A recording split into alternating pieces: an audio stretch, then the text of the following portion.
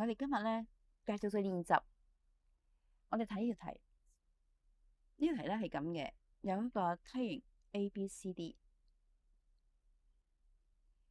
咁 E 同 F 咧分別係 ABDC 嘅終點，咁三角形 DMC 咧，佢係佔全圖嘅13/13，咁 AMB 咧，佢嘅面積係14 cm²。咁已知條件就咁多啦，要求你計算 AMD、BMC 嘅面積之和。咁我哋一見呢幅圖咧就好熟悉，因為我之前咧有幾堂都講過呢兩個三角形係梯形面積嘅一半。如果你有聽課咧，其實你覺得好簡單。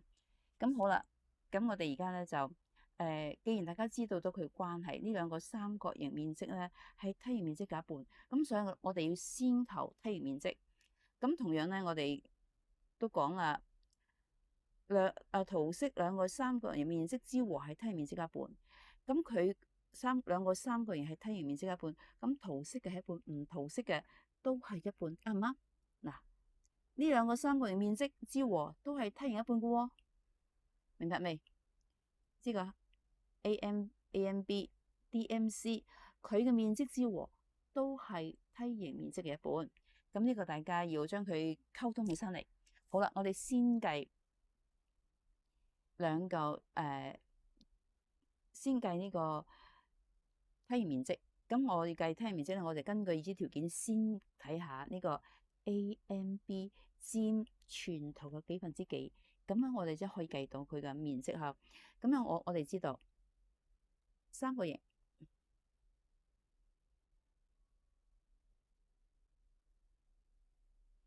AMB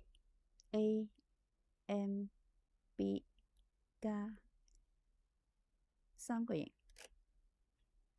DMC 係等於全圖嘅1/2。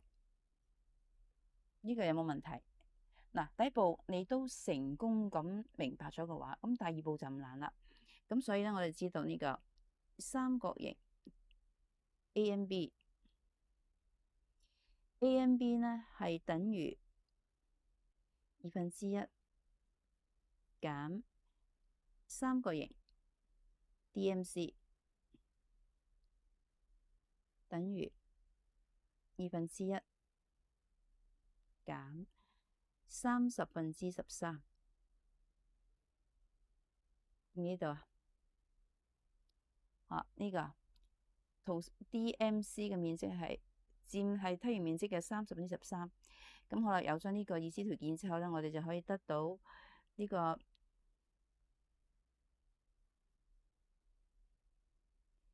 三角形 AMB 嘅佔全圖嘅份數係1/15，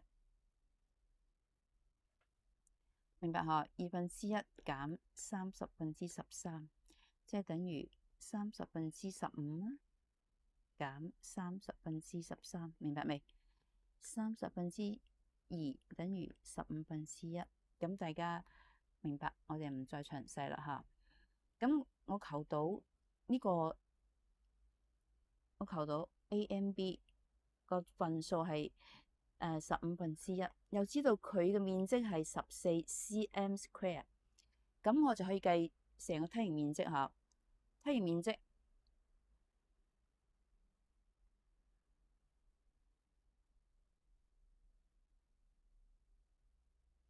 梯形 ABCD 嘅面積就係等於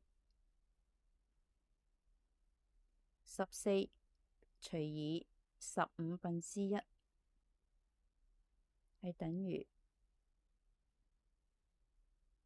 210 cm²。咁我覺得肯定有人會問，點解14除1/15就係梯形嘅面積？嗱，呢個咧就涉及到分數除法啊，分數除法。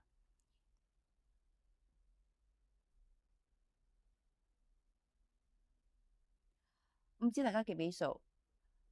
我舉個例子，假如你有100蚊，100元，100元係你所有錢嘅1/5。假如間你100元，呢度100元，係所有錢嘅1/5。諗下呢度係1/5 100元，咁呢度係咪都係100元？100元，100元係咪？100、100、100，最後咪等於500啊？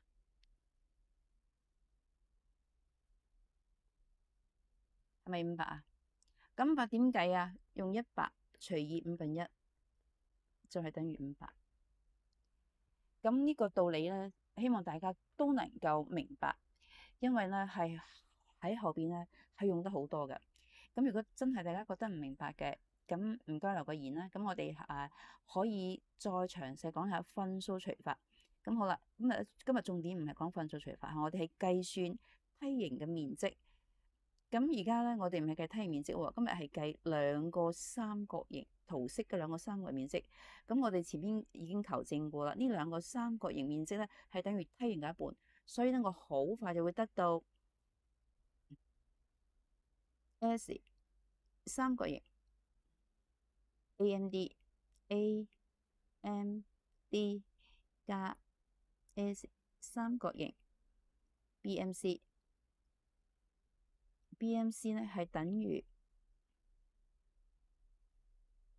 1/2嘅梯形面積 ABCD 嘅一半，即係等於1/2乘以210，最後係等於